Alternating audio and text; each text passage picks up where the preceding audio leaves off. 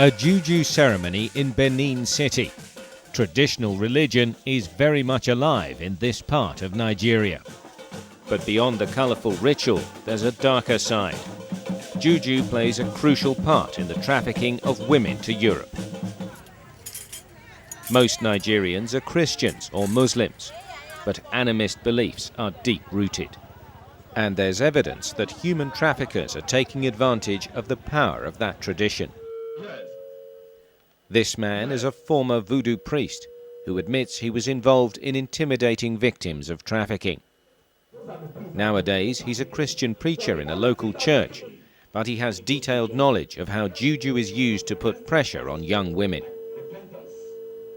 The human traffickers, what they normally do is they come with their clients because they need to instill fear into them so that they will be able to pay.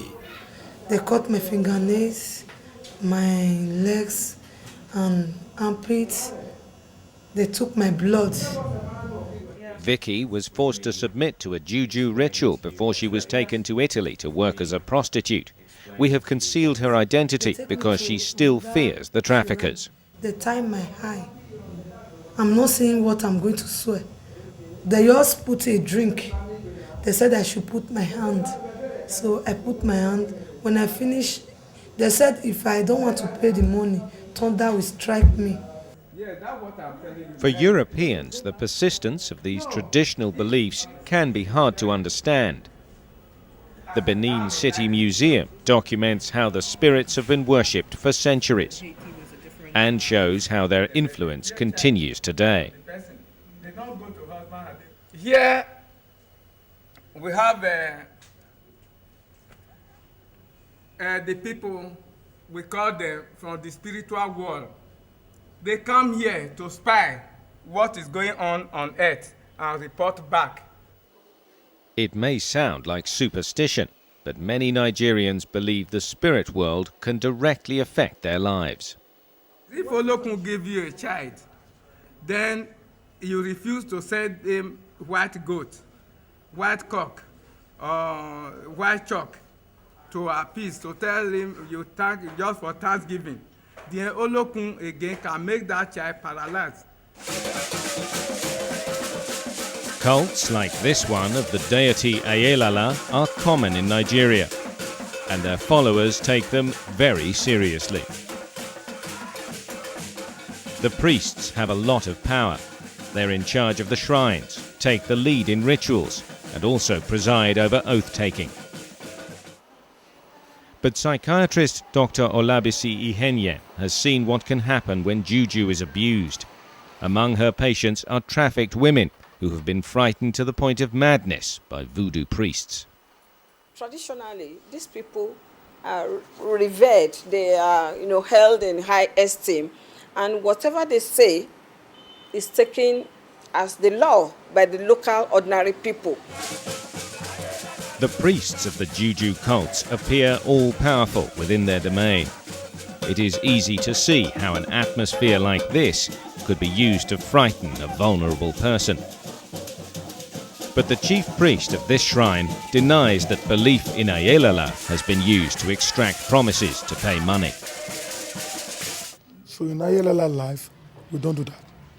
I, the president, found any prince serving this Ayelala and Adelero in such condition, it will be expelled immediately.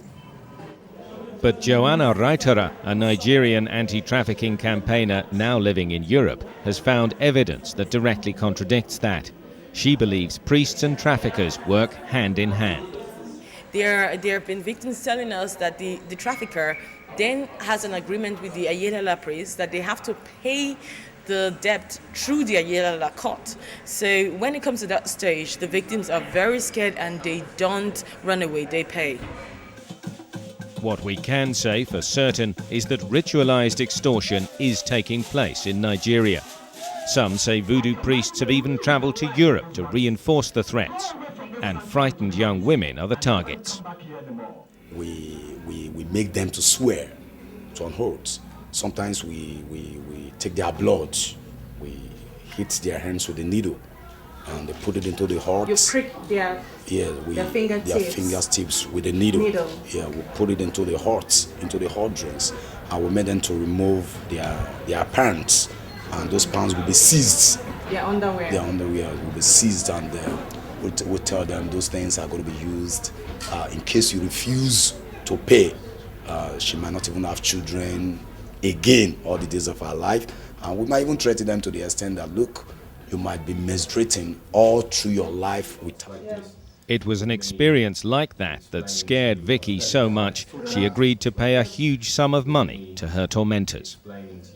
$40,000. Did you pay? Yes. So, by that, do you feel you are free? That time, after paying, you were free from the juju curse? I'm not free because they are still disturbing me during that period.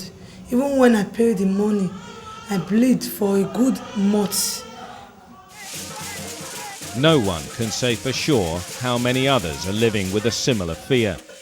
But as long as people continue to believe in the power of juju, there's a danger it may be turned against them.